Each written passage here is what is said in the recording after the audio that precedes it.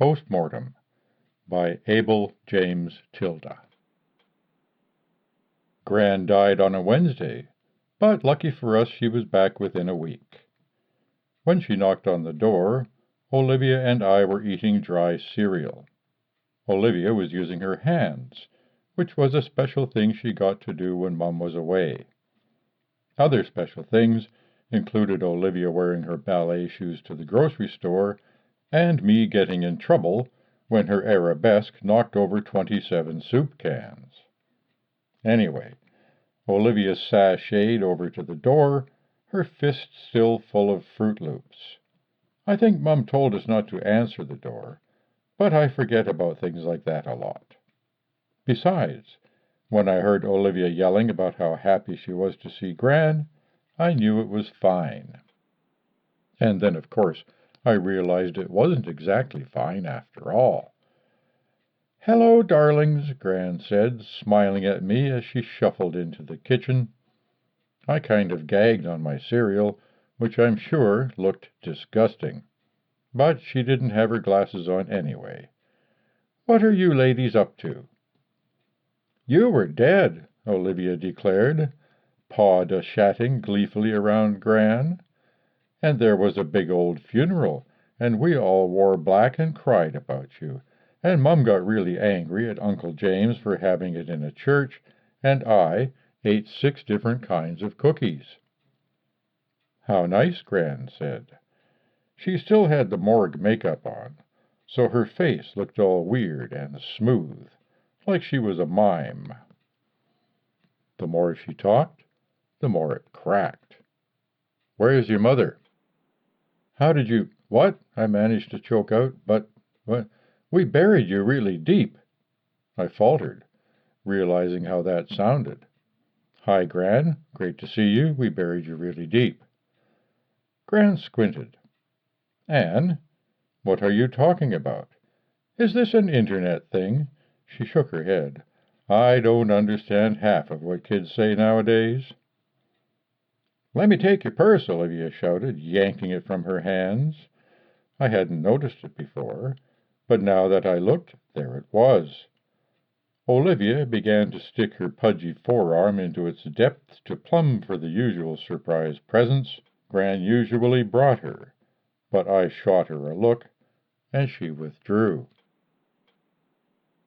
"How did you get here?" I asked, sweeping Fruit Loop crumbs off Olivia's placemat. Gran smiled. "I drove, of course."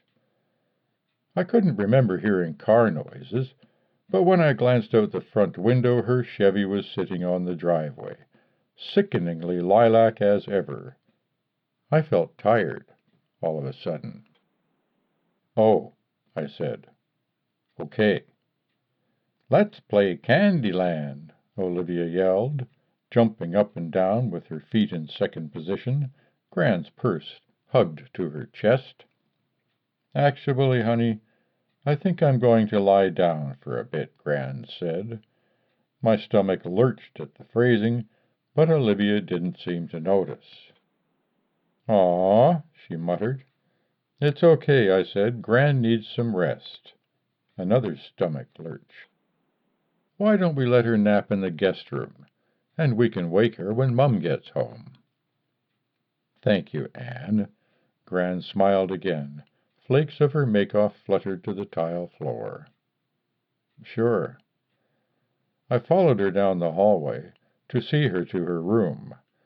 The second she closed the door behind her, Olivia started yelling. "What is it?" I hissed, thumping back into the kitchen. Olivia was standing next to the table and clutching at her face, the purse on the ground in front of her. "There's a cat in there," she whimpered, backing up against the table. "A cat?" I bent down and picked up the purse. "No," Olivia whined, plunking down on her bottom and scooting under the table. "No, no, no, no, no." I looked down. The purse was empty. I stuck my hand in it, rummaged around a little. Still nothing. "What are you talking about?" I asked, turning the bag upside down and shaking it. "There was a cat," she said, sticking her thumb in her mouth. which she's too old to do, but Mum wasn't home anyway. A dead cat. I thought there must have been something little in there because it didn't make any noise when I shook it, but then I opened it and saw the... Her words tapered off into terrified sobbing. That might have been fake, but probably wasn't. I shut the purse and looked into it again. Still no cat. Olivia, there's nothing in here. She frowned, her lower lip jutting out, and snatched the bag from my hands.